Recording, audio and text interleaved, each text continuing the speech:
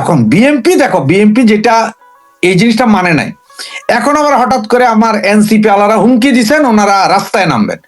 সালাউদ্দিন সাহেব কিন্তু আজকে আবার, সালাউদ্দিন সাহেব কিছুক্ষণ আগে হুমকি দিছে যে বেশি বাড়াবাড়ি করেন না, ওইসব রাস্তায় নেমা ব্লক মক। বিএনপি বিশাল মেজরিটি আছে, আর এদেরকে এই সন্ত্রাসীগুলোকে মাইরের উপর আসলে কিছু নেই, এদেরকে মাইরের উপর আর দৌড়ানির উপর রাখতে হবে। কারণ এদের যে চেষ্টা, এদের চেষ্টাটা কি ছিল? সংবিধান পরিবর্তন করতে হবে, জাতীয় সঙ্গীত ফেলে দিতে হবে, জাতীয় পতাকা ফেলে দিতে হবে। মানুষ কিন্তু তাদের ভোট দেয় নাই, ঘৃণা করছে। কিছু কিছু অঞ্চলে তারা তো বলতে পারে যে না ভাই, কিছু কিছু অঞ্চলে তো পাশ করছে, কিছু কিছু অঞ্চলে পাশ করছে কি, এরা গত 17 মাসে বিএনপি কে পুরা সন্ত্রাসী চাঁদাবাজি দল হিসাবে পরিচিত করে দিছে। অনেক মানুষ নাকে মুখে রুমাল দিয়া হইলো যায়া কিছু জামাতে ভোট দিছে, কিন্তু মেজরিটি যারা সবাই বিএনপি রে ভোট দিয়ে দিছে, যত মৌলবাদের হাত থেকে দেশটা বাঁচুক সেইটা। আর এই জামাতের এই পজিশনটা তোমরা যদি আমি ছোট্ট করে বলি তাহলে আরো বুঝবা। 75-এ যখন বঙ্গবন্ধু শেখ মুজিবুর রহমান মারা যান, এরপরে ছিল মোস্তাক, এরপরে ছিল সায়েম, এরপরে আসেন জিয়া রহমান সাহেব। জিয়া রহমান সাহেব আইসা কিন্তু জামাতরে মোটামুটি রাজনীতি করার একটা সুযোগ করে দিয়েছিল। উনি ভাবছিলেন যে মিনিমাম বিরোধী দল একজন থাকতে হবে, কারণ আওয়ামী লীগ নামে তখন কোন দল ছিল না, ছিল সেটা বাকশাল। আর এইটাও দুই টুকরো হয়ে গেছিল, একটা মহিউদ্দিন গ্রুপ, একটা রাজ্জাক গ্রুপ। জামাতকে যখন রাজনীতি করার সুযোগ দিয়েছে গোলাম আজম টোলাম আজম, এরা এবার ক্ষমতায় যাওয়ার চেষ্টা করছে।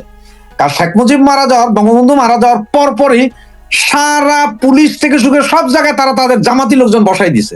আর জামাতের তো একটা জিনিস ওরা তখন সবচেয়ে ভালো জানতো কি জানো, কারণ 9 মাস ধরে যে মুক্তিযুদ্ধ চলছে, ওই পুরা ম্যাপ কোথায় যেতে হবে, কি করতে হবে, এই পাকিস্তান সেনাবাহিনীর বা আর্মির পুলিশের সমস্ত কাজটা জামায়াত তারা করছে। ওরাই ডাটা দিছে, ওরাই সেক্টর, যখন 9 মাস যুদ্ধ চালায় ওদের বিশাল একটা জ্ঞান হয়েছে 9 মাসের যুদ্ধ। তখন কিন্তু জিয়া রহমান বুঝতো যে এই মৌলবাদীরা গেলে তো সালা উনিও মরবে। তখন উনি করলো কি, এদের ঠেকানোর জন্য আনলো এই যে তোমার ইনকিলাবের যে সম্পাদক ছিল মান্নান, ওনারে। উনি কিন্তু ব্রিলিয়ান্ট, হাই ব্রিলিয়ান্ট এই লোক, তাকে দিয়ে আরেকটা পার্টি খাড়া করাইছিল কিন্তু তৎকালীন সময়ে। এটা যারা বইপত্র পড়ে তারা অনেকেই জানে। কিন্তু এখন এইটা করতে যায় কি, জামাত এখন চাইতেছে যে ওই আমাদের জাতীয় পোশাক হবে পাঞ্জাবি, মাথায় জিন্না টুপি থাকতে হবে, মানে এই ধরনের।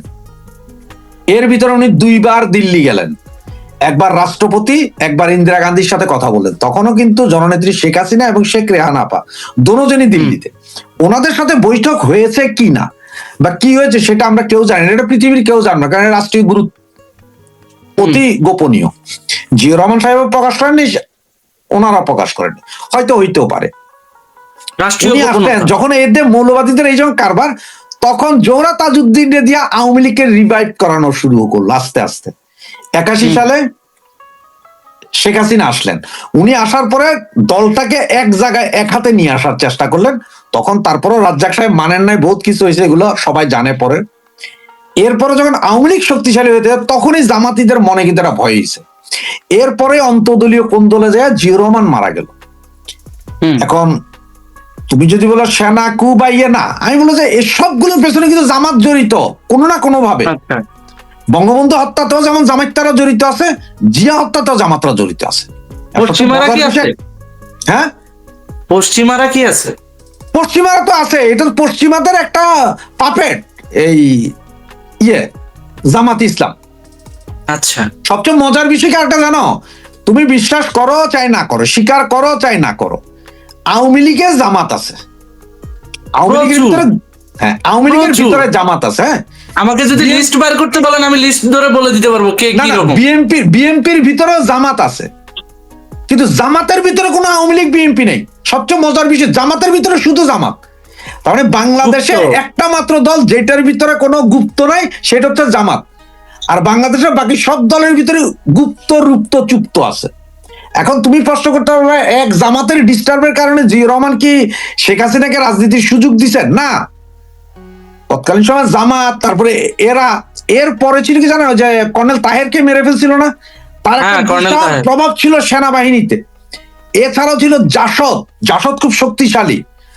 এগুলা নিয়ে আসলে একটা হেজার্ড পরিস্থিতি, মানে এখন একদম বর্তমানে যেরকম জামাত, এনসিপি, সেনাবাহিনী, অমুক তমুক সব জায়গায়, তারেক এখন যে অপোজিশন, সেম পজিশন তার বাবা পড়ছিল ওই সময়।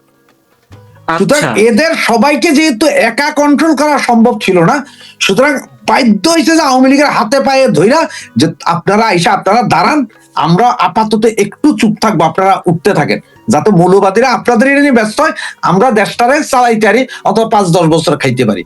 দুর্ভাগ্যবশত থাকতে পারেননি। সেম সিস্টেম এখন দেখো, গত 17 মাসে জামাত কি করলো? 17 বছর জামাত গোপন ট্রেনিং নিছে, 17 মাসে সারা সেক্টর, সব সেক্টরে জামাত ঢুকে গেছে। এমন একটা হেন সেক্টর নাই যেখানে জামাত নাই, মৌলবাদীদের সেক্টর নাই। এগুলো যদি পরিষ্কার করতে যায় তারেক 5 বছর লাগবে শুধু সাইফা পরিষ্কার করতে। আর তারেকের একটা সমস্যা কি হবে, তারেক 17 বছর লন্ডনে ছিল, বেচারা, দোষ দেওয়া কেউ লাভ নেই। এখন উনি 17 বছর যেখানে লন্ডনে ছিল, লন্ডনে কিছু লোক ওনার সাথে ছিল না, তো এটা হচ্ছে যে লন্ডন গ্রুপও চাইতেছে তারেকের কাছাকাছি থাকতে এই মুহূর্তে বাংলাদেশে। একদম। আবার এখান থেকে যে স্কাইপিতে যে আমরা যে কথা বলে এভাবে কথা বলছেন উনি বিভিন্ন সময়, তো ওখানে তো বিএমপি তুর্কি, তারপরে জামাতি তুর্কি, বিভিন্ন তুর্কি গ্রুপ আছে না, তুর্কি মানে ইয়াং জেনারেশন যেটা, আরে তুর্কি গ্রুপটাই তো জামাতের রাইট হ্যান্ড। এই তুর্কি গ্রুপটাও চাইতেছে ওখানে ঢুকতে। এছাড়া ওনার মায়ের সময়কার রাজনীতি, বাবার সময় যারা রাজনীতি করেছে মুরব্বী, ওনারা আছে একটা গ্রুপ, ওনারাও কিন্তু একটু ইয়েতে আছেন। ফাঁকে দিয়ে আরেকটা আছে যে ফুল দেওয়া গ্রুপ, নতুন করে সব সরকার একটা ফুল দেওয়া গ্রুপ আসে। 4 গ্রুপ সামাল দেওয়া ওনার জন্য যেমন কষ্ট, তেমনি কে জামাত আর কে অরিজিনাল বিএনপি এইটা বোঝা ওনার জন্য চরম কষ্ট। এটা যদি শেখ হাসিনা বা খালেদা জিয়া হইতো তখন বলতো, এই 17 বছর তুই কইছিলি হঠাৎ কিরকম ফুল দিতে আইলি যে, খালেদা জিয়া বলতে পারতো, বা শেখ হাসিনা বলতে পারবে আগামী 1-1.5 বছর পর, এই তুই কেড়ে ফুল দিতে আইসস। কিন্তু তারেকের পক্ষে ওইটা বাছাই করা সম্ভব না। এই গ্রুপটা তারেকরে বুঝাবো উল্টা, এদিকে জামাত বাইর থেকে ইন্ধন যোগাবে আন্দোলন করার জন্য, আর বিএনপির ভিতরে এখন যারা মন্ত্রী পরিষদে আছে যারা পায় নাই, এরাও বলবে যে শালার আমরা এত কষ্ট করলাম, লাগাও জামাত, তোমরা ঠেলো, আমরা আছি। উভয় দ্বন্দ্ব, ঘরে বাইরে দ্বন্দ্ব, রক্তক্ষরণ যমুনায়। রক্তক্ষরণ বলতে আরো যে বন্দুক দিয়া গুলির রক্তক্ষরণ না, এটা প্রেমিকের রক্তক্ষরণ অন্তরে, ওই রকম রক্তক্ষরণ হবে। মানে তারেকের অবস্থাটা এমন যে সে ক্ষমতা হারাবে কি ধরে রাখতে পারবে, এই রক্তক্ষরণে চলে যাবে তার অবস্থা। এই রক্তক্ষরণ থেকে উঠতেই তার লেগে যাবে 1 বছর। তো এগুলোকে আসলে একটা পেচকিতে আছে। সুতরাং এই মুহূর্তে যেটা করছে কে, এরা যে এগুলো করে না, এটা আমার মতো 100%। ওনারা ওনাদের 31 দফা যেটা দিছিলেন সেটা ইমপ্লিমেন্ট করুক, আমার কোনো দুঃখ নাই, কোনো সমস্যা নেই, ইমপ্লিমেন্ট করুক। এরপরে তারেককে এখন আরেকটা তারেক ভাইয়ের যেটা বিপদ, যেহেতু এটা করে নাই, তুমি খেয়াল করছো কিনা জানি না, তারেক জিয়া আসার পরে তারেক জিয়া রাস্তা দিয়ে হেঁটে যাচ্ছে, সাথে সাথে ছবি কেউ না কেউ ভিডিও করতেছে, ওইরা আবার গোলমার্ক করে দেখে দিয়ে এই বেটা চাঁদাবাজ, কাউরান বাজারে চাঁদাবাজি করে, এই বেটা ঝাড়ু দিতেছে, এটা কিন্তু বিএনপির এই জামাতের গুপ্তরা। এখন জামাতের পক্ষে আবার সম্ভব না যে কাউরান বাজারে প্রতিদিন 100 কোটি টাকার এই চাঁদা কন্ট্রোল করা, এটা খাইতে পারবে না। বিভিন্ন জায়গার চাঁদাবাজিটা জামাত করতে পারবে না। সুতরাং এরা কি করবে, এরা ওই কোথায় যাবে, ভিডিও ক্লিক। 17 মাস ধরে বিএনপির যেভাবে ধ্বংস করছে এরা চাঁদাবাজ, সেম কাজটা আগামী 3 মাস চলবে, তুমি দেখা থাকো, লেখা রাখো। মানে বিএনপি কে নাস্তানাবুদ করবে। তারপরেও যদি বিএনপির সাথে না পারে, তখন যে আবার আওয়ামী লীগের সাথে আতত করবে যে আপনারা আসেন, আপনারা বিভিন্ন জায়গায় দখল নেন, আপনারা আসেন, আমরা বিএনপি রে ফেলে দিব। এনসিপি আওয়ামী লীগরা আব্বা ডাকবে, দেখো বেশি দিন নাই। আর তারেকও যদি ঠেকাইতে না পারে এই গ্রুপগুলারে, তাহলে তারাও তখন আওয়ামী লীগরে আনবে। ওই যে জিয়া রহমান যেরকম নিঃস্বার্থে আওয়ামী লীগকে রাজনীতি করার সুযোগ করে দিয়েছিল, সেম এরাও করতে বাধ্য। তার কারণ কি জানো, জিয়া রহমান কিন্তু দয়া করেন আওয়ামী লীগরে।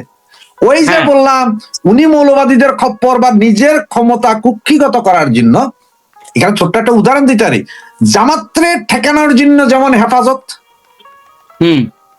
সেম কাহিনীটা সেম। তৎকালীন সময় জিয়া রহমান করছিল ওইটা, পরবর্তী সরকার এসে এইটা, আগামী সরকার কি কি করে দেখতে থাকো। তবে এখন পর্যন্ত আমি বলবো যে বিএনপি ঠিক করছে, যদিও 2-3টা জায়গায় ব্যাটিক করছে। তারপরে খলিলুরকে রাখছে পররাষ্ট্র। এটার পিছনে একটা গেম আছে, আমি আপনাকে কয়েকদিন আগে কথা মনে করেছি। গেম আছে মানে আমার কি মনে হয় জানো, খলিলকে রাখার পেছনে বিএনপির উপরে প্রচন্ড প্রভাব হচ্ছে যে আমেরিকার। আমেরিকাই বলছে, কারণ হচ্ছে প্রচুর চুক্তি আছে, এই চুক্তিগুলা নন ডিসক্লোজার চুক্তি যাতে বের হয়ে না যায়, এগুলো যদি বের হয়ে না যায়, কারণ ও যদি প্রশাসনের ভিতর মন্ত্রী থাকে এগুলো ট্যাকেল দিতে, এগুলো যদি বের হয়ে না যায়, ক্ষতি করতে না পারে, এই জন্য এক। আর দ্বিতীয় আরেকটা যেটা মনে হয়, হয়তো তারেক মনে করছে যে ভাই সারা বিএনপিতে হারিকেন দিয়া খুঁজাও একজন ভালো ইংলিশ জানা লোক বাইর করতে পারবো, সুইট ইংলিশ জানা লোক। তো খলিল 17 মাসে আমেরিকারও পছন্দ, কারণ সিআইটি এদেরই তো মেইট খলিল, আর এনজিও গ্রাম সরকারেরও পছন্দ, সবার পছন্দ, ইংলিশও ভালো জানে, শুধু তারে রাখা যায়। তবে এখানে সম্ভবত উনি ইংলিশ জানার, যদি এটাও যে ইংলিশ জানে, তাহলে সম্ভবত উনি খলিলের চেয়ে হান্নান মাসুদকে রাখলে আরো ভালো হইতো, কারণ হান্নান মাসুদ তো সুপার ডুপার ইংলিশ বলে, হয়তো ইংলিশের জন্য কোনো একদিন নোবেল প্রাইজও পাইয়া যেতে পারে হান্নান মাসুদ, বিশিষ্ট ইংলিশ। তবে গেম ওইটাই যে আমেরিকার প্রেসার আছে, কারণ চুক্তি তো করে আসছে আমেরিকার সাথে, পাপেট গভর্নমেন্ট এটা, সেটার প্রমাণ কিন্তু খলিলকে রাখা। এখন দেখতে হবে যে আরো 2-4-10 দিন পরে ইউনুস কোথায় যায়, বা উপদেষ্টা পরিষদের কাউকে অ্যারেস্ট করে কিনা ওনারা, এইটা দেখতে হবে। যদি এইটা না করে, তার মানে তখন বুঝেন যে পুরা আমেরিকা যেভাবে চাইছে ঠিক সেম সেভাবে হয়েছে। আবার শ্রীলঙ্কে রাখছে স্বরাষ্ট্র মন্ত্রণালয়, শ্রীলঙ্কে। এখন এই শ্রীলঙ্কে রাখার পেছনে আমার মনে হয় হয়তো দিল্লির প্রেসার আছে। 9-10 বছর ইন্ডিয়া তোমারে পালছে, এখন এনা ছাড়ছে, তুমি স্বরাষ্ট্র মন্ত্রণালয় হইলে অন্তত বর্ডার এরিয়াটা সিকিউর থাকবে, ওইখানে যাইয়া সেনামি করতে পারবে না। এইটার জন্য হয়তো সালাউদ্দিন সাহেবকে রাখছে। কার পাশা যাচ্ছে কার ঘরে, সেইটা দেখবো আরো 1 সপ্তাহ পরে। খেলা যে চলছে কোন লেভেলে, হ্যাঁ সেটাই। আমি এখানে একটা গন্ধ পাচ্ছি। কিসের গন্ধ আমি বলি, মানে গেমের গন্ধ। একটা অন্যরকম গেম হচ্ছে। আপনাকে আমি কিছু জিনিস ধরাই দিই। কিছুদিন আগে যখন ইউনূস সরকার ক্ষমতায় ছিল, ইলেকশনের আগে আপনি খেয়াল করে দেখবেন, ওই যে নিরাপত্তা উপদেষ্টা, যেটাকে এখন আমরা রজার খলিল বলতেছি, আজকের পররাষ্ট্রমন্ত্রী, এই নিরাপত্তা উপদেষ্টা কিন্তু হেভি শাসাইছিল অজিত ডোভাল। আর সবথেকে মজার ব্যাপার হচ্ছে, ইন্ডিয়ায় অজিত ডোভাল এবং সিআইএ যৌথভাবে কাজ করছে না? তো আমার মনে হয় লাস্ট গেমটা একে দিয়েই খেলবে। এখানে ভারতের হাত। ওইটাই তো বললাম যে কার পাশা যাচ্ছে কার টেবিলে, এইটা বুঝবো আমরা 1 সপ্তাহ পরে। অবস্থাটা কি জানো, আমাদের বাংলাদেশের আনপ্রেডিক্টেবল। মানে আমি বলতে পারি যে সাব্বির হয়তো এখানে আমার সাথে লাইফটা শেষ করে সে হয়তো বাথরুমে যাইতে পারে, মায়ের সাথে ফোনে কথা বলতে পারে, বা একটা সিগারেট টান দিবে, সর্বোচ্চ প্রেডিক্ট করা যায়। এই 3টার যে কোনো একটা হবে, না বলছি 3টার যে কোনো একটা হবে, প্রেডিক্ট করা যায়। জিওপলিটিক্সে তোমার ভারতের পরবর্তী চাল কি হবে সেটা প্রেডিক্ট করা যায়। আমেরিকা ইরানকে মারবে কি মারবে না ওইটাও প্রেডিক্ট করা যায়, কিন্তু বাঙালিরে প্রেডিক্ট করা আল্লাহর দ্বারাও সম্ভব হয় নাই, সম্ভবত আনপ্রেডিক্টেবল। আর এখন এই আনপ্রেডিক্টেবল অবস্থার কারণে আমি আজকে কি বলতেছি, সন্ধ্যার সময় হয়তো দেখা যায় আমার কথাটা আমি ভুয়া বলতে হইতেছে, আর প্রেডিক্ট করা যাচ্ছে না। এটা তো রাজনীতির সোজা মাঠে চলতেছে না আসলে, বা যে চালগুলা বা একটার পর একটা যে সিস্টেম চলতেছে না। যার ধরো আমরা কি জানি যে 7টায় একটা খবর আছে, 7:30টায় বিবিসিতে একটা খবর হবে, আচ্ছা 8টায় বাংলাদেশ টেলিভিশনে হইতে পারে, 8:30টায়, যেমন সিস্টেম হয়ে যায়। কেউ বলতে পারে না, কেউই বলতে পারতেছে আসলে কোন দিকে যাচ্ছে, একদম টোটাল আনপ্রেডিক্ট। আর এই আনপ্রেডিক্টেবল হওয়ার কারণে আগামী 6 মাস যে কি না কি হবে এটা কেউ বলতে পারে না। তবে এইটা ঠিক যে আগামী 6 মাসটা আতঙ্কের মধ্যে কাটবে, এটা আতঙ্কের মধ্যে কাটবে আগামী 6। এখানে এখন আমাদের দর্শকদের মধ্যে কেউ বলছে এটা নাকি ঠিকাদার নেতা ক্ষমতা পাইছে, এই ধরনের কিছু দর্শকদের কমেন্ট থেকে কিছু কমেন্ট নিচ্ছে। একজন বলতেছে কি এই নেতা হচ্ছে ঠিকাদারের নেতা। বিষয়টাকে আপনি কিভাবে দেখেন? কিন্তু জিওপলিটিক্যাল পরিস্থিতি তো তা বলে না। কোন ঠিকাদার নেতা?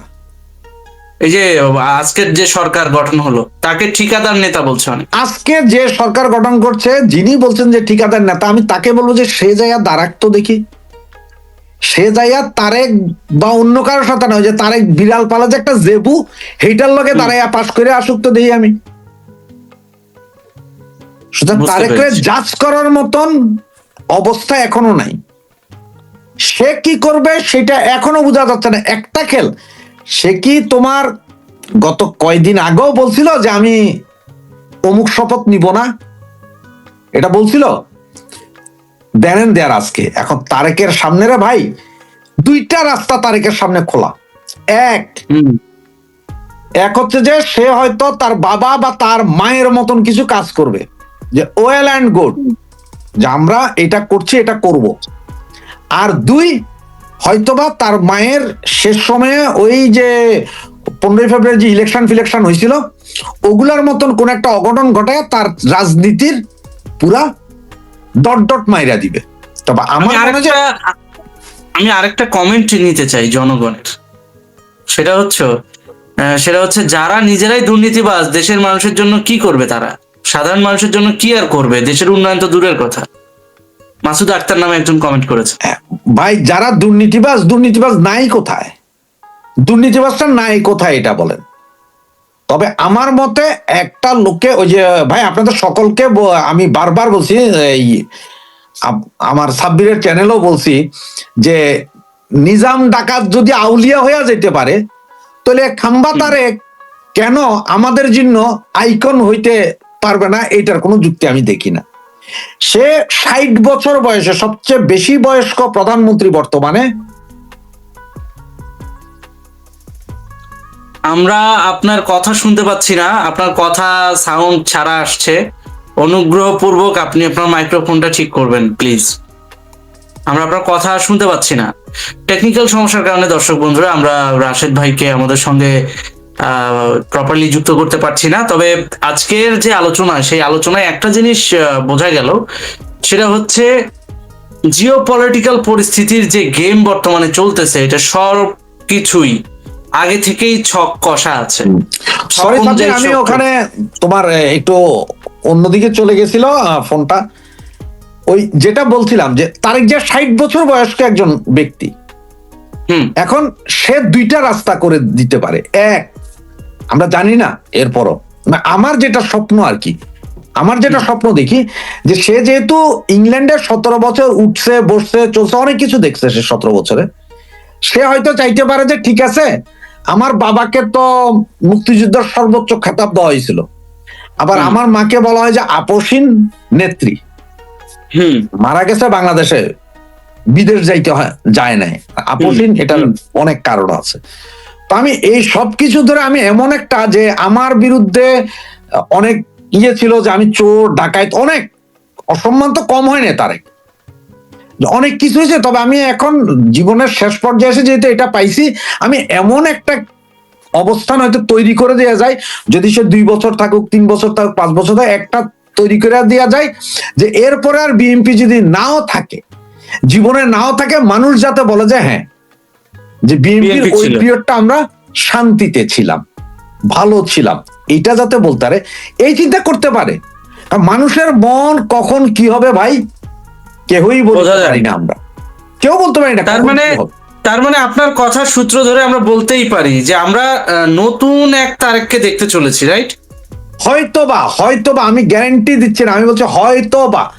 আমি তোমাকে ওই জন্যই বললাম যে নিজাম ডাকাত যদি নিজামুদ্দিন আউলিয়া হয়ে যেতে পারে, তারেকের হয়তো চরিত্র চেঞ্জ হয়ে যেতে পারে, হয়তোবা। তার কারণ হচ্ছে কি জানো, আমি কিছু কিছু ঘটনা দেখলাম, এই যে 4-5 জায়গায় দেখলাম যে এমপিরা ধৈরা চাঁদাবাজ ধরে পিটাই দিছে বিএনপির। নোয়াখালীর এক এমপি অলরেডি 20 জন চাঁদাবাজের বিরুদ্ধে মামলা করে দিছে। আজকে এখন ঘটনা হচ্ছে কি জানো, আমরা এট এ টাইম এত দ্রুত জাজমেন্টটা না গিয়ে আমরা একটু ওয়েট করি, 2টা মাস 3টা মাস দেখি, সময় আছে কিন্তু আমাদের হাতে এখনো। 2-3টা মাস না গেলে তো আমরা বলতে পারবো না যে আসলে কে কি করতেছে, তার আগের রয়েছে কিনা সেটা তো বলতে পারবে না। তুই 17 বছর বিদেশ থাকা আর মরা মানুষ সমান, 17 বছর বিদেশে থাকার মরা মানুষ সমান। আমি যদি 17 বছর এই দেশে, যেমন আমি 25 বছর 9 বছর পরে যখন আমি দেশে গেছি, আমাকেই কেউ চিনে না, আমিও কাউরে চিনি নাই ভাই, আমি বুঝে উঠতে পারতাম যে সব বাটপারের দল ওখানে। বুঝতে পেরেছি।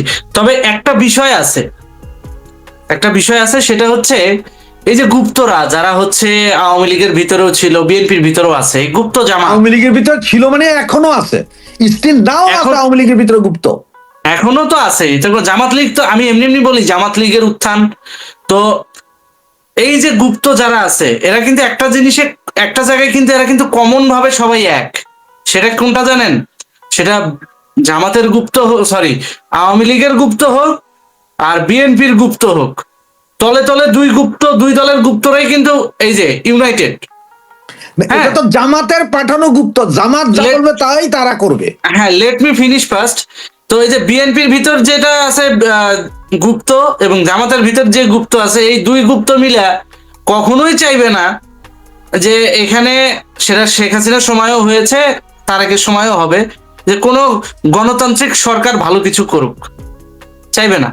ওরা কিন্তু প্যাচ লাগাই দিবে, ওরা কিন্তু প্যাচ লাগাই দিবে। প্যাচ লাগাবে মানে কি, এটা অকল্পনীয় প্যাচ করবে। ওই যে বললাম এখন কে কোথায় কি করে, তুমি আগামী 3 মাস বিএমপির পোলাপাইন কোথায় কি করতে সব, আসলে এই মুহূর্তে কতগুলো টেম্পো স্ট্যান্ড, ট্রাক স্ট্যান্ড বিএমপির পোলাপাইনের দখলে আছে, সেটা এখনো না জানলো আগামী 72 ঘন্টার ভিতর থেকে আস্তে আস্তে সব বের হবে, সব আস্তে আস্তে বেরিয়ে আসবে দেখবা। কারণ আজকে দেখো ওই যে মাহফুজ আলম নাকি মাহফুজুর রহমান, সবচেয়ে বেশি বুদ্ধিজীবী যে ছেলেটা এনসিপিতে, তা আমি বলবো যে ওই ছেলেটার শিক্ষাও আছে, মাথাও আছে, লেখাপড়াও করে সম্ভবত ছেলেটা প্রচন্ড। ও আজকে একটা কথা বলে বসছে যে তোমরা ভাগাভাগির ইলেকশন করে এখন আবার গোসা বেগোসা হও কেন। পোলা কিন্তু একটা জিনিস কি জানো, ও গত পরশুদিন কোন একটা টিভি চ্যানেলে বলছিল জানি, এই ওল্ড হেজ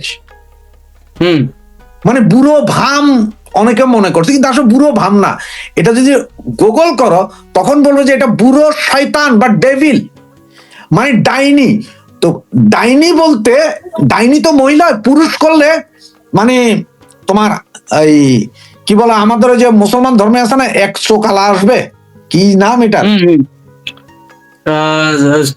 একশো গেলা ডেভিল একটা আসবে, হ্যাঁ নাম আমিও ভুলে, দাজ্জাল দাজ্জাল দাজ্জাল মানে ওই বুড়া দাজ্জাল বা বুড়া ডেভিল, বুড়া ইহুদি, এইরকম শব্দটার অর্থ অরিজিনালি ওইটা। তো ও ওইটা বুঝাইছে, জটিল একটা কথা বলছি কিন্তু ওল্ড এজ এইটা নিয়ে কিন্তু এখনো কথা হয় না, হয়তো 2-1 দিনের ভিতরে বহুজন এই বিষয়টা নিয়ে কথা বলতেছে, আমি যেটা বলতে দেখবা ও কিন্তু জটিল কথা বলছে। তো এখন আর জামাতের যে পজিশন বর্তমান, ভোট ওরা যেভাবে করুক বা যেভাবে পাক সেটা পাইছে হইছে, এটা তো আর তুমি এখন আর ইয়ে করতে পারবা না। তবে অনেক কিছু বাইরে হবে, দেখবা যে কয়দিন পরে বিএনপির নেতা কেমনে পাস করছে এটা বাইরে যাবে, জামাত নেতা কেমনে পাস করছে। যেমন আমার কাছে যে মেসেজ আছে, ঢাকার যে আসনটাতে তারেক জিয়া হয়েছিল ওই আসন তারেক জিয়া হেরে গেছিল, ওখানে জামাত হয়ে গেছিল। আবার বিপরীত দিকে জামাত তার আমির হাইরা গেছিল, সেখানে বিএনপি হয়ে গেছিল, হাসনাত আব্দুল্লাহ হাইরা গেছিল। এখন পরে যে শেষ মুহূর্তে একটা কোয়ালিশনে কথা হইয়া যে ঠিক আছে একটা তো দলীয় সম্মান আছে, এবার 3 বার হাইরা গেছে, এ যদি হাইরা যায় ইজ্জতের ব্যাপার, আর তারেক যদি এই 2 আসনের 1 আসন হেরে যায় তাহলে সেটা একটা ইজ্জতের ব্যাপার। তার মা একটা সুনাম আছে বিএনপির চেয়ারপারসনের, যে উনি প্রতিবারই যত আসনে দাঁড়িয়েছেন তত আসনে নির্বাচিত হয়েছেন। তারেক সাহেব প্রথমবার ইলেকশন করে 1 আসনে হারলে এটা খারাপ দেখা যায়, কথা বলে তখন 3 জনকে 3 আসন ভাগ করে দেওয়া হইলো, যে ঠিক আছে আপনাদের 3 জনের 3 আসন দিলাম, বাকিদের কোরবানি দিলাম, যার কারণে জামাতের এই আমির। এরপরে কয়েকদিন পরে বলবে এই উচ্চ কক্ষ নিয়ে, উচ্চ কক্ষ হয়তো হইতে দিবে না, বা হইতে দিল এটা অনেক দেরি হবে। একটা কমেন্ট নেই, মনিরুল নামে একজন ভাই আমাদেরকে কমেন্ট করেছেন মালয়েশিয়া থেকে, উনি বলছেন আসসালামু আলাইকুম রাশেদ ভাই ও এস এ সাব্বির, আপনারা দুজন কেমন আছেন? আমি মালয়েশিয়া থেকে দেখছি। আপনাকে অনেক ধন্যবাদ, আপনারা হচ্ছেন আমাদের রেমিটেন্স যোদ্ধা, আপনারা দেখছেন বলেই হয়তোবা রাজনৈতিকভাবে আপনারা অনেকটা সচেতন হতে পারছেন, এবং আমরাও আপনাদের সচেতন করতে পারছি, কারণ আপনারা আমাদের দেশের অর্থনীতির ধারক বাহক। এই জন্য তার মানে প্রবাসীদের সম্মানে আমি এই কমেন্টটা পড়লাম। রাশেদ ভাই, আমি আপনার কাছে একটা জিনিস জানতে চাই, সেটা হচ্ছে এই যে একটা হযবরল অবস্থা, এই হযবরল অবস্থার মধ্যে আপনার কি মনে হয় এনসিপি কিংবা জামাত তারেক জিয়াকে নামানোর জন্য পরবর্তীতে কোনো মেটিকুলাস ডিজাইন করার চেষ্টা করবে কি করবে না? এটা এই রমজানে কিছু হবে না, ভাগ্য ভালো তারেক আচ্ছা। সাহেবের, রমজান এসে গেছে, রমজানে কিছু হবে না, ঈদের পরেও হয়তো হইতে পারে, আস্তে আস্তে হবে, এটা এরা নামাবেই। তোমার একটা ভাই আমাকে কোন একটা কমেন্টস করছে, যদি একটু পড়ো। আমি কোনটা? এই মাত্র দেখলাম একটা লাস্ট কমেন্ট আসছিল। ফ্যান অফ রাশেদ ভাই ফর সিডনি। আমার উনি এখানে ইংলিশে চেয়েছিলেন মানে আসে। আমি কোন একটা কথা হয়তো ভুল বলেছিলাম। না, চৌধুরী ফয়সাল লিখেছেন ফ্যান অফ রাশেদ ভাই ফ্রম সিডনি। তারপর আর আপনাকে, আপনি ভুল বলেছিলেন কিনা এই ধরনের কোনো কমেন্ট তো আপাতত চোখে পড়ছে না। তবে কারো যদি কোনো জিনিস ভুল হয় কিংবা কোনো কিছু প্রশ্ন থাকে, আপনারা কিন্তু কমেন্টে করতে পারেন, আমরা কিন্তু আপনাদের কোশ্চেনের উত্তর দেব এই লাইভে। তো রাশেদ ভাই, আমি ভাই যেটা আমারও বলছিলাম, ভুল হতে পারে, অতীত ইতিহাস বলার সময় হয়তো কিছুটা ভুল হতে পারে, কারণ অনেক কিছুই নিজের চোখে দেখিনি বা পড়ছি, অনেক কিছু ভুল হইতে পারে, উচ্চারণগত সমস্যা হতে পারে। যেহেতু আমি দীর্ঘ প্রায় 25 বছর ফ্রান্সে ছিলাম, সুতরাং ফরাসি ভাষায় ঘরে বাইরে কথা বলতে হয়েছে, বাংলায় নাই। এরপর এখন ইংল্যান্ডে আবার ইংলিশ, ফ্রেঞ্চ, বেঙ্গলি সব মিলে উচ্চারণগত কিছু সমস্যা হতে পারে, যেটা আপনারা ক্ষমা সুন্দর দৃষ্টিতে দেখবেন। রাশেদ ভাই আর একটা বিষয় আছে, সেটা হচ্ছে এইচ নীল নামে একজন কমেন্ট করেছে, লুটপাট থামার কোনো পথ দেখছেন কি? লুটপাট থামার কোনো পথ? ভাই লুটপাট তো আসলে হচ্ছে যে থামার পথ কিভাবে দেখবো, যতক্ষণ পর্যন্ত আমরা ঠিক না হবো, পাবলিক ঠিক না হবে। লুটপাটটা তো আসলে নিচের থেকে চলে একেবারে উপর পর্যন্ত যায়। এখন আমরা পাবলিক যদি ঠিক হই তাহলে না ঠিক। এখন লুটপাট করার জন্য এখন আপনি লুটপাট কিভাবে ঠিক করবেন ভাই, মনে কষ্ট নিয়েন না, 2 পা ধরে ক্ষমা চাই। আপনারা এখনো ওই যে ডাক্তার ইউনূসের একটা কথা ঠিক, যে 500 টাকার বিনিময়ে ভোট দেন। আপনারা কোনো মিছিল মিটিং এ স্বস্ফূর্তভাবে বের হন না যতক্ষণ আপনার পয়সা না পান। একজন এমপি হোক, চেয়ারম্যান হোক, ওয়ার্ড কমিশনার হোক, যখন নির্বাচনে যায় তখন আপনি লিফলেট বিলি করার জন্য প্রতিদিনে 800 টাকা নেন লেবারের মতো। তো ওই বেটা আপনার পিছনে এত পয়সা খরচ করে লুটপাট করবে না তো কি করবে? হে বাপের জমি একদম। বেচে না তো আপনারা দিবে না। আমি একটা প্রশ্ন আপনাকে করতে চাই, এটা দর্শকদের অনুরোধে। দর্শকদের অনুরোধে বললাম কেন, অনেকে আমার ইনবক্সে দিচ্ছে। এই যে দেখেন, আমরা বানিয়াচং থানা তো চিনি, হবিগঞ্জের বানিয়াচং থানা, যেই থানাটা পুড়াচ্ছে ওই যে বৈষম্য বিরোধী ছাত্র আন্দোলন, এসআই সন্তোষ শর্মাকে হত্যা করেছে কামিনার বাচ্চা। এই হ্যাঁ কামিনার বাচ্চা মেহেদি আহ ইন্ডিয়া ভাগছে। এই যে হ্যাঁ একটু আগে আমি ভিডিওটা আপনার কাছ থেকেই সংগ্রহ করেছি, যদিও আবার ইনবক্সে অনেকেই দিচ্ছে এখন, মানে এটা পাবলিকলি, তার মানে বেশ ব্যাপক আলোচনার জন্ম দিচ্ছে। এখন আমার কথা হচ্ছে, আত্মস্বীকৃত জঙ্গি ভারতে ঢুকে গেল কিভাবে? এখন ঘটনা হচ্ছে যে এই যে ইলেকশনের এগুলো সেগুলো নিয়ে খুব কাউ কাউ রাও রাও চলছে। তা সে যেহেতু সিলেটের ছেলে, তার কাছে বর্ডার তো আছেই, সারা বর্ডারের সব জায়গায় তার চোখ দিয়ে রাখেন প্রতি মিলিমিটারের উপরে। তারা জানে যে এই এমনও আছে সিলেটের ঘরবাড়ি যে রান্নাঘর ইন্ডিয়াতে পড়ছে আর ড্রয়িং রুম পড়ছে বাংলাদেশে। পার হয়ে যাওয়া তাদের জন্য সুবিধা। সিলেটে যারা আছে তারা জানে যে কোন দিক দিয়ে গেলে হাঁটলে আমি কলকাতা উঠা যাব বা ত্রিপুরা উঠা যাব, ওখান থেকে এভাবে চলে যেতে পারে। এখন এটা যখন আজকে জানা হয়েছে তখন আমরাও ফেসবুকে ইয়ে করছি। আমি কিছুক্ষণ আগে একটা ভিডিও করে অলরেডি দিছি। এমন ঘটনা হচ্ছে যে সে গেছে, এটা আমরা জানি যে দিল্লিতে গেছে বলে আমরা শুনছি। যেখানকার ভিডিওটা, ওখানের এই ভিডিওটা করে ছাড়ছে যে কেউ ওখানে উচ্চারণ করে যে তারা কোথায় দেখা গেছে বা কি, এটা ওই লোকও বলে নাই। এখন ইন্ডিয়া একটা বিশাল দেশ, 140 কোটির দেশ। তাদের ইমিগ্রেশন দিয়ে আসলে এই ছেলে যদি পারও হয়ে যায় এয়ারপোর্টে, যতক্ষণ পর্যন্ত স্পেসিফিক ইয়ে না থাকবে কেউ তো বলতে পারবে না। এখন হয়তো হাও হাও কাউ কাউ করছে, ইন্ডিয়ান গভর্নমেন্ট হয়তো এতক্ষণে জেনেও গেছে। এখন হয়তো ইন্ডিয়ান গভর্নমেন্ট এই ভিডিও, এই ছবি নিয়ে ইমিগ্রেশন, পোর্ট ইমিগ্রেশন, বিমানবন্দর সব জায়গায় দিয়ে দিবে যে এরে আটকাও। আর এইটা বলে দেওয়ার সাথে সাথে কিন্তু ইন্ডিয়ার পক্ষে সম্ভব এটা আটকানো। এটা বাংলাদেশ না যে পয়সা দিয়ে বের হয়ে যাবে, এটা তো আটকাইতে পারবে যদি ইন্ডিয়ান গভর্নমেন্ট এটা জানে যে এই সেই ব্যক্তি। আর এটা যদি ধরে ফেলে তাহলে কেউ খবরও পাবে না যে কোথায় আছে। আর যদি না ধরে তাহলে তো হয়তো লন্ডনেই দেখা যাবে ওরে আগামী 72 ঘন্টার ভিতরে। আমি আপনার এই ভিডিওর মাধ্যমে বা আপনার এই ভিডিওগ্রাফির মাধ্যমে, আমার এই চ্যানেলের দর্শকদের মাধ্যমে আমি ইন্ডিয়ান গভর্নমেন্ট সহ বাংলাদেশি গভর্নমেন্ট অর্থাৎ পুরা ইন্টারন্যাশনাল যেই লিডার যারা রয়েছে অর্থাৎ পুরো বিশ্ব যারা চালায় তাদের দৃষ্টি আকর্ষণ করে বলছি, আত্মস্বীকৃত এই খুনিকে আপনার দেশে কেউই স্থান দিবেন না। যে দেশে তাকে দেখা যাবে দ্রুত নিকটস্থ প্রশাসনের কাছে ধরিয়ে দেবেন।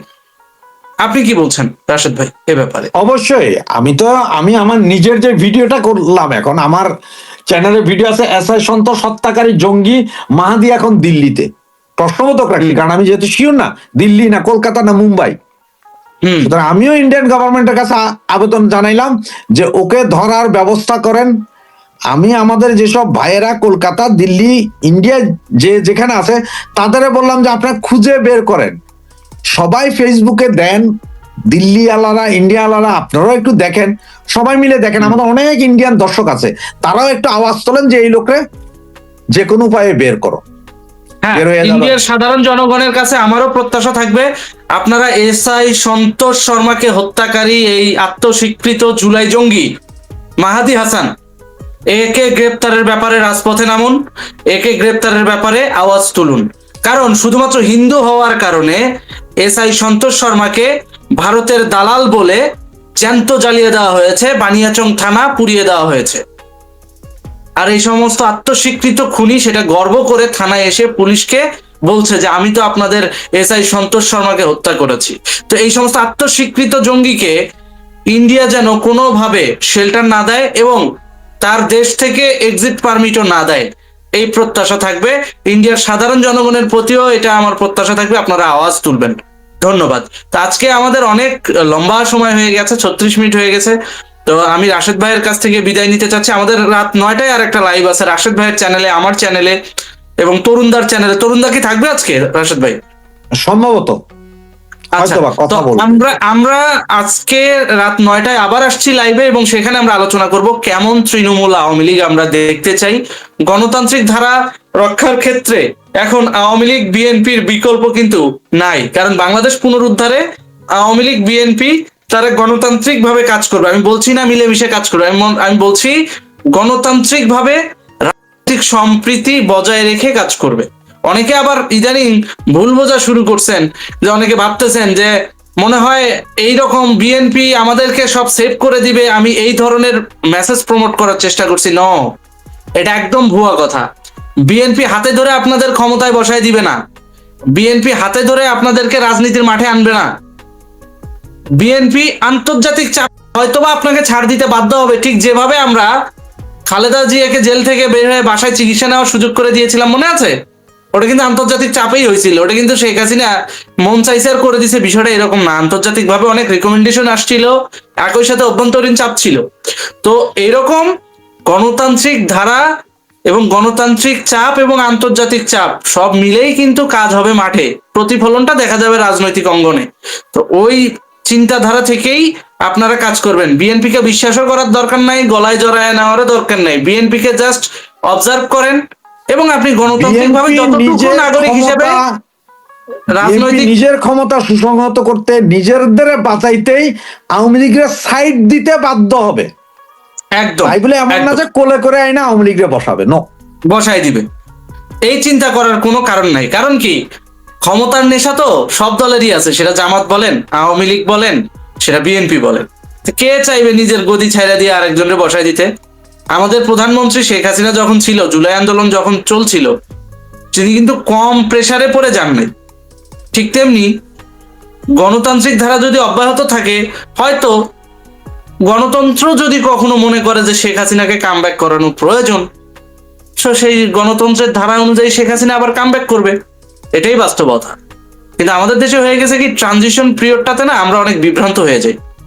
আমাদের সবসময় মনে রাখতে হবে, আমরা অবজার্ভ করব, কৌশলগত অবস্থান নিব, যতটুকু লিগ্যালিটি এনশিওর করা যায় সেটা এনশিওর করে আইনের শাসন প্রয়োগের মাধ্যমে আমরা গণতন্ত্রটাকে টিকায় রেখে দলীয় কর্মকাণ্ড বাস্তবায়ন করার চেষ্টা করব। এখন যেমন একজন অ্যারেস্ট হলে 8 মাস 9 মাস 1 বছরেও জামিন হয় না।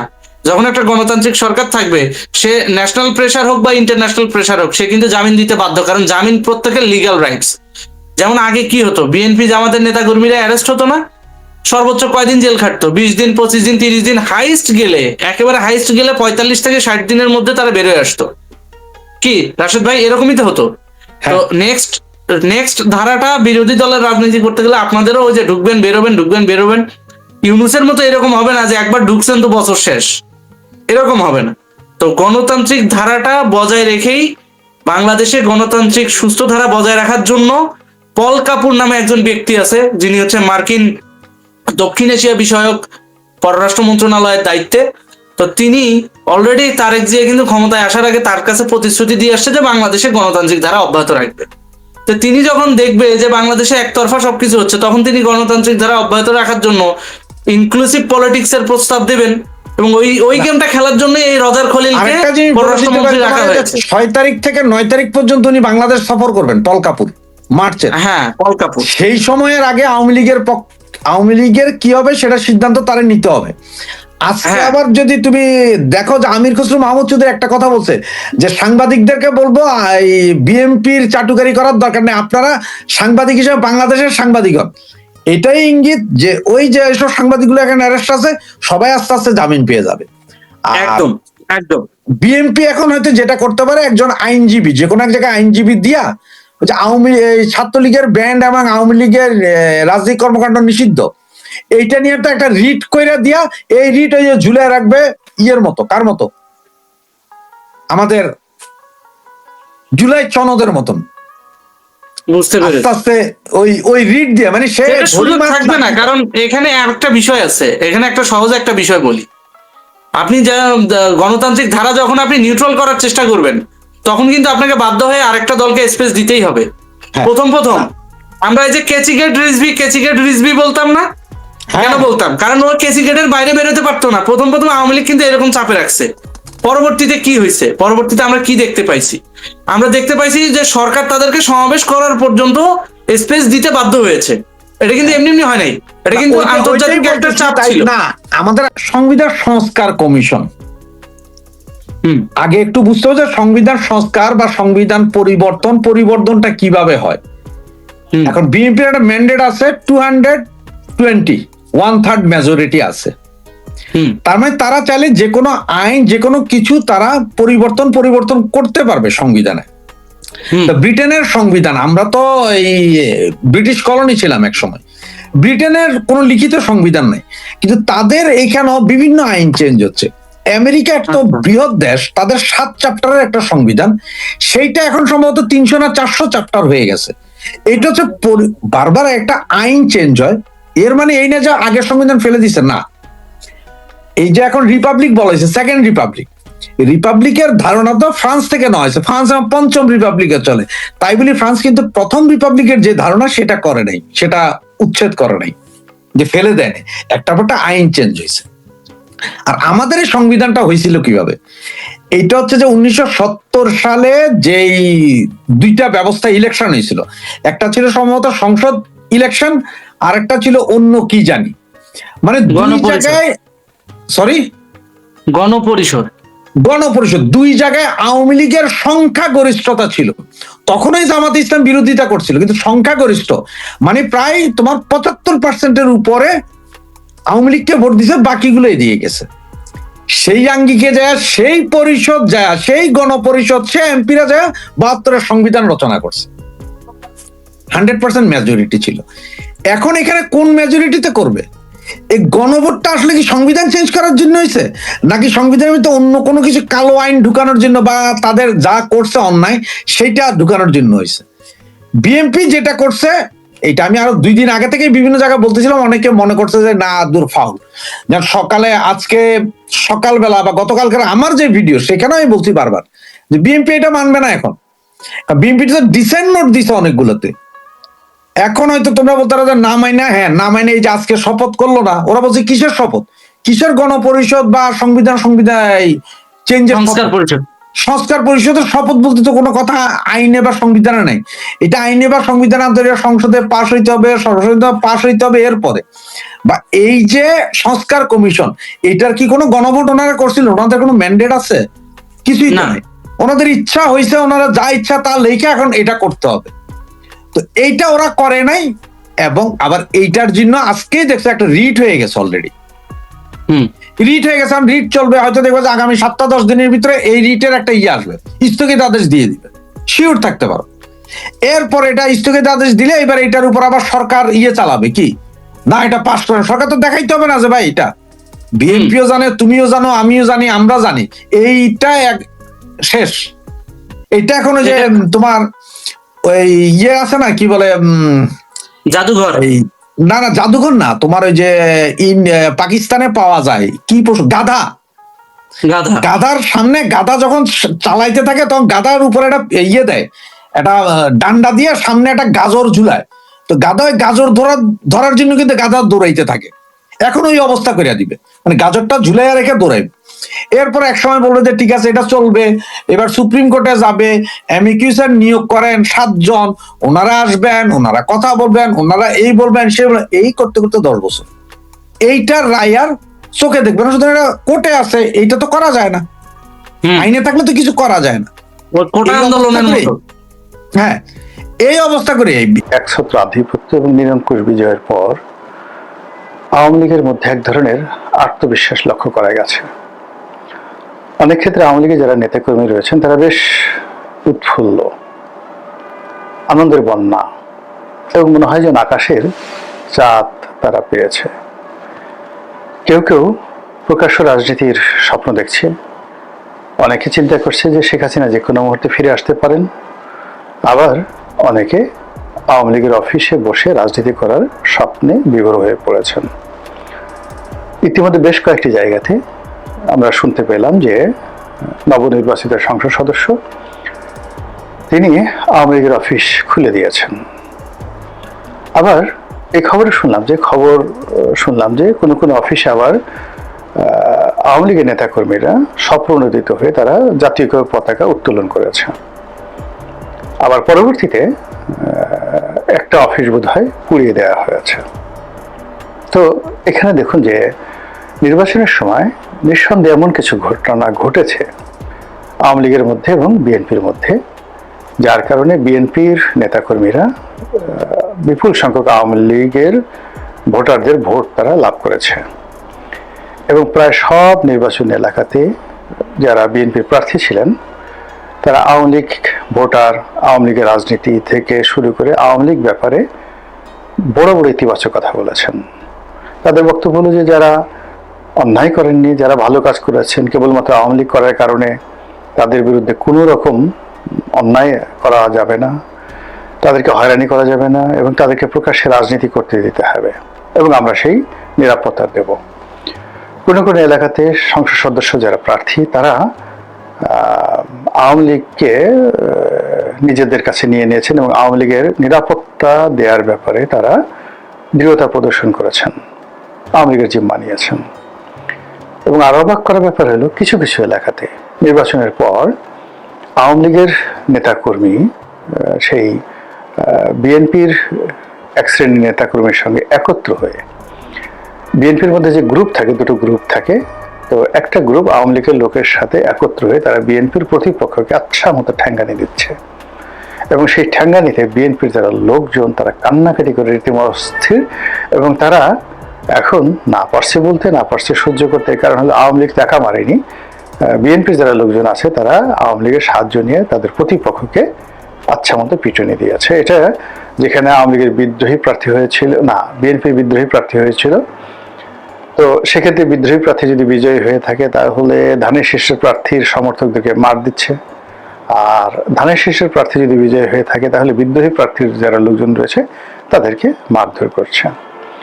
এবারে যারা বিএনপি জোটের শরিক দল হিসেবে বিজয়ী হয়ে এসেছেন, তো এই বিজয়ীরা তাদের নিজেদের দল, তারপরে ধানের শীষের যারা কমিটির যারা লোকজন তারা, আওয়ামী লীগের ভোট, সবার সাহায্য এবং সহযোগিতা নিয়েই সংসদে এসছে, এবং সেই এলাকাগুলোতে এখন আইন শৃঙ্খলা রীতিমতো হুমকির মুখে, ব্যাপক সংঘর্ষ হচ্ছে বিভিন্ন জায়গাতে, এবং এটি বাড়তে থাকবে।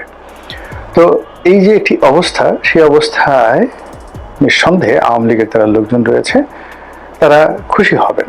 এর কারণে গত 17টি মাসে তারা কোনো কাজ করতে পারেননি, অধিকন্ত ডক্টর মোহাম্মদ ইউনূসের যে জমানা, এটাকে মানে ওই যে পঙ্কজ উদাসের মতো নিকলো না নেকাব জামানা খারাপ হ্যায়, তো তারা বলতে গেলে অনেকটা হিজাব পরে, আওয়ামী লীগের লোকজন অনেকটা হিজাব পরে সমাজে চলাফেরা করতেন, আর কোনো অবস্থাতে সেই হিজাব বা নেকাব তারা খুলতেন না। এর কারণ হলো জমানা খুব খারাপ। ডক্টর মোহাম্মদ ইউনূসের জমানা তাদের কাছে ভীষণ রকম বিষদায়ক ছিল। ফলে যে কোনো মূল্যে তারা ডক্টর মোহাম্মদ ইউনূসকে হটানোর জন্য বিএনপিকে সাহায্য করেছে, সহযোগিতা করেছে, এটা এখন একটা ওপেন সিক্রেট। তো কাজেই বিএনপি যখন বিজয়ী হয়েছে তখন তারা বিএনপির কাছে চাচ্ছে যে প্রতিদান চাচ্ছে। তো এই গেল দেশের অভ্যন্তরীণ রাজনীতিতে নির্বাচন কেন্দ্রিক বিএনপি এবং আওয়ামী লীগের যে সমঝোতা এবং নির্বাচন পরবর্তী সময় বিএনপি এবং আওয়ামী লীগের এই সখ্যতাকে নিয়ে দেশের স্থানীয় রাজনীতি এটা কেমন চলছে তার একটি প্রাথমিক যাকে বলা হয় জরিপ। এর বাইরে যেটি হবে আগামীতে সেটি আরো ভয়াবহ। ভয়াবহ যে সকল আসনে জামাত জয়লাভ করেছে সে সকল আসনে জামাতের সঙ্গে আওয়ামী লীগের লোকের সখ্যতা হবে। এই কারণ হলো বিএনপি যে কাজগুলো তারা করছে সেটা সেই কাজগুলো হলো চাঁদাবাজি, মাস্তানি, রাহাজানি। তো এইগুলো করে পুরো সমাজের যে নিয়ন্ত্রণ তাদের হাতে। আর যেহেতু তারা টাকা পয়সা কালেকশন করছে, থানা পুলিশের যে সকল দুর্বৃত্ত রয়েছে, যে সকল বাজে লোক রয়েছে, তাদের সঙ্গে এই ধরনের চাঁদাবাজদের একটা ভালো সম্পর্ক থাকে, ভাগাভাগি, বিচার সালিশ সবকিছু। তো সেক্ষেত্রে যিনি জামাতের সংসদ সদস্য তিনি তার নেতাকর্মীদেরকে নিয়ে বিএনপির যে চলমান যে দখল বাণিজ্য, চাঁদাবাজি, মাস্তানি এইগুলোর বিরুদ্ধে তিনি কিছুই করতে পারবেন না। তো সেই ক্ষেত্রে যারা একটু স্মার্ট, চালাক, তারা করবেন কি, প্রশাসনের সাহায্য এবং সহযোগিতা নিয়ে ব্যাপক মাত্রায় আওয়ামী লীগ নেতাকর্মীদেরকে পুনর্বাসিত করার চেষ্টা করবেন। এবং আওয়ামী লীগ যদি সেই এলাকাতে ফিরে আসে এবং জামাতের নেতাকর্মীদের সঙ্গে যদি আওয়ামী লীগ একত্র হয়, তার সঙ্গে যদি জামাতের এমপি সাহেব থাকেন, তো সেখানে জামাত এবং আওয়ামী লীগ খুব দ্রুত জনপ্রিয় হয়ে উঠবে। এবং তারা কি করবে, বিভিন্ন জায়গাতে স্টায়ারিং কমিটি করবে, চাঁদাবাজ প্রতিরোধ স্টায়ারিং কমিটি, তারপর দুর্নীতি প্রতিরোধ স্টায়ারিং কমিটি, শান্তি শৃঙ্খলা রক্ষাকারী স্টায়ারিং কমিটি। এবং এই কমিটির সঙ্গে মুসল্লিরা থাকবে, ইমামরা থাকবে, শিক্ষকরা থাকবে, আওয়ামী লীগের নেতাকর্মীরা থাকবে, এবং ভালো ভালো আওয়ামী লীগের বদমাশগুলো নয়, ভালো ভালো নেতাকর্মীরা থাকবে এবং জামাতের লোকজন থাকবে। ফলে যে একটা সামাজিক বিপ্লব শুরু হয়ে যাবে, সেই বিপ্লবে জামাত এবং আওয়ামী লীগ তারা অনেকটা এগিয়ে যাবে। যে এলাকাতে বিএনপির পরিবর্তে আওয়ামী লীগের লোকজন, বিএনপির পরিবর্তে যেখানে জামাত জয়লাভ করেছে সেখানে আওয়ামী লীগের এই অবস্থা হবে। তো কাজে আগামীতে যে সংসদের ভিতরে রাজনীতি হচ্ছে, সংসদের বাইরের রাজনীতি হচ্ছে, পথে ঘাটে মাঠে দূতাবাসগুলোতে যা কিছু হচ্ছে, সব জায়গাতেই অনিবার্য হিসেবে আওয়ামী লীগ চলে আসবে, বিএনপির সাহায্যকারী শক্তি হিসেবে, জামাতের সাহায্যকারী শক্তি হিসেবে, কিংবা অন্যান্য যে সকল ছোট ছোট রাজনৈতিক দল যারা বিএনপির ধানের শীষ নিয়ে বা বিএনপির সমর্থন নিয়ে বা সংসদ সদস্য হয়েছে, তাদেরকেও আওয়ামী লীগের সহযোগিতা নিতে হবে এলাকায় মুভমেন্ট করার জন্য। এর কারণ হলো যে বিএনপি এখন যে সুযোগগুলো ভোগ করছে গত 17 মাসে, যেটা কন্টিনিউ আছে, এটা তারা জীবনে কোনো অবস্থাতে ছাড়বে না। এমনকি তাদের যদি জেলে যেতে হয়, তাদের বিরুদ্ধে যদি সে আবার অপারেশন ক্লিন হার্ট পরিচালিত হয়, তবুও তারা এই কাজ থেকে সহজে বিরত হবে না। এর কারণ হলো এগুলো নগদ ধান্দা পানির ব্যাপার, মাল পানির ব্যাপার। এক একটি এলাকাতে, যেমন কারণ বাজার এলাকাতে শোনা কথা, ডেলি কয়েকশো কোটি টাকার, আল্লাহ মাফ করুক, আমি 1 কোটি টাকাও একসাথে দেখিনি কখনো। তো কয়েকশো কোটি টাকা, এখানে একটা জিনিস বলে রাখা ভালো, আমি কিন্তু মানে 1 কোটি টাকা একসাথে দেখিনি, মানে ব্যাংক থেকে উঠে 1 কোটি টাকা একত্রে রেখে আমার হয়নি, ট্রানজাকশন হয়েছে, বহু ট্রানজাকশন হয়েছে। হয়তো আমার সহায় সম্পত্তি বিক্রি করলে বা একত্রে করলে কয়েক শত কোটি টাকা হবে। আল্লাহ আমাকে সেই এমপি হওয়ার অনেক আগে, আজ থেকে 25 বছর আগে, সেই 100 কোটি টাকার মালিক করেছেন। তো মানে আমি বললাম এই অর্থে যে মানে একত্রে সেই টাকাগুলো টেবিলে রেখে গোনা, জমা করা, এটা আমার জীবনে কখনো হয়নি।